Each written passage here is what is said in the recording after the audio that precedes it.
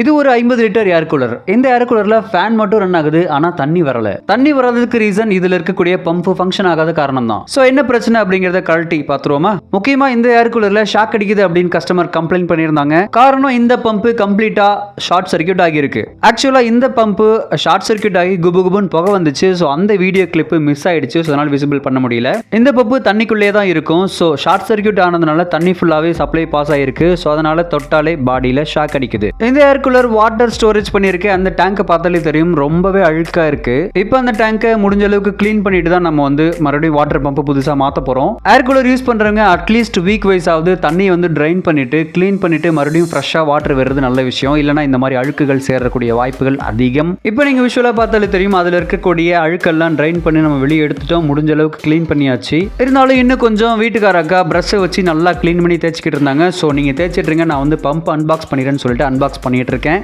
இந்த மாதிரியான water பம்போட price பாத்தீங்கன்னா 200 இருந்து 250 வரைக்கும் பிராண்டை பொறுத்து நமக்கு கிடைக்குது. இந்த பம்பால ஒரு மணி நேரத்துக்கு 400 லிட்டரை தள்ள முடியும் வெளியில. அப்படி ஃபங்க்ஷன் ஆகிற இந்த பம்போட பவர் கன்சப்ஷன் பர் ஹவருக்கு 18 வாட்ஸ் எடுக்குது. இப்போ பம்பை இன்ஸ்டால் பண்ணிடலாம். பழைய பம்போட கனெக்டர் அந்த ஹோஸ்ல இருந்துச்சு, ஸோ கட் பண்ணி எடுத்தாச்சு. தென் இப்போ புது பம்ப்ல இந்த கனெக்டரை இன்சர்ட் பண்ணிட்டு அதை அப்படியே டைரக்டா அந்த ஹோஸ்ல நம்ம லாக் பண்ணிடலாம். இந்த ஹோஸ்க்குள்ள அந்த கனெக்டர் கொஞ்சம் இன்சர்ட் பண்றது டைட்டா தான் இருக்கும். ஸோ ப்ராப்பரா அப்படியே டைட்டாவே பண்ணிக்கிட்டா வாட்டர் லீக்கேஜ் அவுட்ல இருக்காது. ஸோ அதனால டைட்டா இருக்கிற மாதிரி நம்ம இன்சர்ட் பண்ணிக்கலாம். இப்போ கம்ப்ளீட்டா ஹோஸ் கூட கனெக்ட் பண்ணியாச்சு. இப்போ இந்த பம்பை அப்படியே டேங்குக்குள்ள வச்சிட வேண்டியது தான். இதுக்கு ஸ்க்ரூ கிடையாது. ஸோ அப்படியே நம்ம வைக்க போறோம். ஒரு சில பம்ப்ஸ்க்கு ப்ராப்பரான ஸ்க்ரூ இருக்கும். ஸோ இதுல ஸ்க்ரூ கிடையாது. நம்ம அப்படியே வச்சுக்க வேண்டியதான் டேங்குக்குள்ள. ஆல்ரெடி பழைய பம்புக்கு சப்ளை வயரை புது பம்போட வயர்ஸோட வச்சுக்கிட்டே பிடிச்சாச்சு. இப்போ நம்ம வாட்டர் ஃபில் பண்ணிட்டு செக் பண்ணிடலாம் எந்த அளவுக்கு நமக்கு பம்ப் ஆகுது அப்படின்னு சொல்லிட்டு. இப்போ பாத்தீங்கன்னா ரொம்ப நாளா பம்ப் பயன்படுத்தாத காரணத்தினால அந்த ஹோல்ஸ்ல எல்லாம் உப்பு அடைச்சிக்கிச்சு. ஸோ அந்த உப்பெல்லாம் நம்ம ஒரு டெஸ்டர் மூலியமா வச்சு குத்தி விட்டு அதை எடுத்துடலாம். இப்போ அந்த ஹோல்ஸ்ல இருக்கக்கூடிய உப்பெல்லாம் இந்த மாதிரி டெஸ்டர் வச்சு எடுக்கிறது மூலியமா